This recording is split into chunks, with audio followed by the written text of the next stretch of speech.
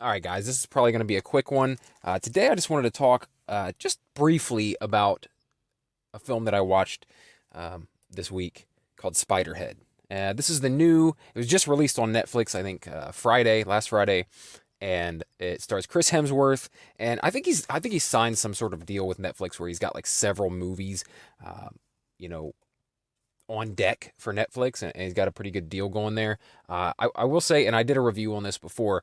Um, I really enjoyed Extraction, his action film, and I had no idea this one was even coming. I had never seen a trailer for it or anything like that. Knew nothing about source material for it or anything. Went in completely blind to Spiderhead. So, um, did not know what to expect. I did not read the synopsis or anything. I had no idea. So I went into it. I think I did see that it was considered sci-fi, and that was it.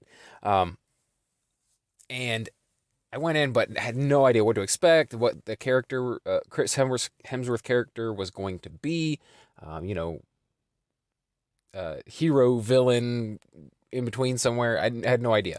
And I will say that I've ran into a few people who did not enjoy this, kind of considered it lazy and cheap. And I think that's because there are a lot of people who are fans of the source material behind it, which I had no idea even existed. So I think going in without knowing about the source material or comparing it to that, you might have a different experience, somewhat like I did. But a lot of the people I know who were aware of the source material and were fans of the source material did not like this adaptation at all. It has a pretty poor rating on Rotten Tomatoes and Metacritic and IMDb. And I would say that's probably mostly people that were expecting something from it. Whereas I went in kind of zero expectations. And I'll say that I really enjoyed most of this film. I don't know if a lot of people said that the original short story was like a commentary on a lot of societal things. I didn't get a whole lot of that from watching this, and maybe that's what their core issue is with it, is that it didn't do what it was meant to do. Um, I did get a little bit of that. I could see kind of maybe a commentary on societal dependency on pharmaceuticals to, you know, basically do everything for us, make us feel and do any and everything that we do. Just being dependent on these chemicals, right? Whether it be caffeine or Prozac or whatever it is, antidepressants, Ritalin, whatever it is that people are taking to get through their life. Um, I think that's where I got most of the commentary on that, is like we're so dependent on pharmaceuticals. Let me just tell you what it's about. So the film, if you haven't seen it, is about this guy. I guess it's the future, but it doesn't necessarily have to be.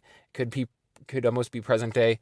But there's this experimental prison where prisoners are volunteering to go into this program where they can basically be uh, go through drug trials, and I don't know if it like lessens their sentence or what, but it's an easier way of life. There's much more freedom within this prison. You have a lot more leeway to move around. You have better food, better access to things. Like you can have a full on relationship with someone in there. It's co-ed, so there is a lot of perks to it. And but the crux is like, oh, but you have to take these experimental drugs, and they're mind altering drugs. And so there's this guy, he's like a pharmaceutical guy, and you don't know the whole background behind him. And I don't want to give away spoilers too much here, but he is working with this pharmaceutical company and administering these drugs to these inmates. And he forms kind of a rapport with the inmates. He's almost like friendly with them, but you can't tell if that's genuine or not throughout the film. And that's kind of like you're trying to figure out what's this guy all about. But it's it's quite interesting, and I think it does speak volumes to the fact that you can make a really intriguing and actually interesting and something that pulls you in sci-fi film without a gargantuan budget. You don't need a monster budget to tell a cool ass sci-fi story. And that's what I saw this as. Not so much of the commentary that a lot of people expected from it, maybe, but definitely a cool premise for a sci-fi film, maybe even a series. I heard people saying that this didn't give it enough time. It didn't give it enough space to breathe, enough room to express the entire thought of the, which is funny because it's based on a short story, not like a long novel or series. So, I tend to agree that most of the time the best way to tell a story is through series, right? You have a lot more freedom to put in as much as you need to tell the story you're telling. But I'll say that I enjoyed it very much. The only thing I found as a little bit of a letdown was the ending. I thought it fell a little flat in the end. It just, I mean, it was fine, but it wasn't spectacular. It didn't blow my mind. The end wasn't like, yes, or like, oh no, which is what sci-fi films tend to do with the ending. I don't know if the movie did what it was supposed to do, but I do know if it was supposed to just be an enjoyable sci-fi film with some cool ideas, then for me it did its job. I enjoyed watching it the entire time, like I said, until the very end, and I just thought it was okay. Not that it was a bad ending, it was just like ho-hum. It was all right. Anyway, those are my thoughts. I think Chris Hemsworth did great, and this is another thing. So, when you see people commenting on something online, a lot of times I agree with the majority of people, but this time, not so much.